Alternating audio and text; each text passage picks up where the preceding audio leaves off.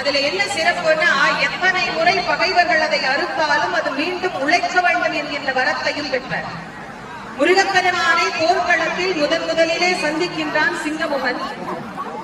அந்த சிங்கமுகனை பார்த்து முருகப்பெருமான் நின்ற இடத்திலேயே அடக்குவதுதான் என்னுடைய வேலை சொல்ல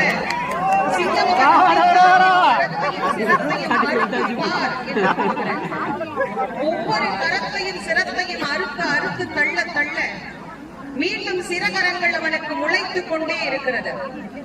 1000 சிறகரங்களையும் அறுத்து தள்ள வேண்டும் என்று நினைக்கிறார். ஆனால் முருகப்பெருமானால் அது முடியவில்லை.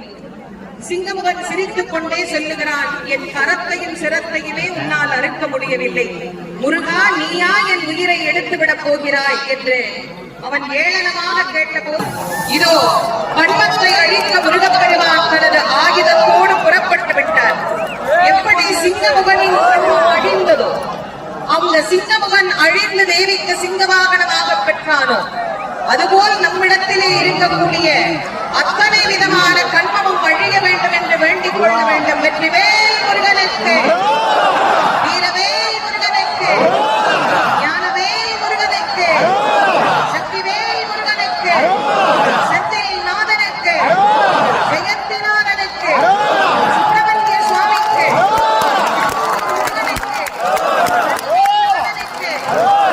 சுப்பிரமணியனுக்கு, வள்ளி மலாலனுக்கு, கார்த்திகேயனுக்கு, கண்டாயுதபாணிக்கு, சுவாமிநாத மூர்த்திக்கு, பழனிமலை ஆண்டவனுக்கு, திருத்தணிகை முருகனுக்கு, பழமுதிர்ச்சோலை பாலனுக்கு,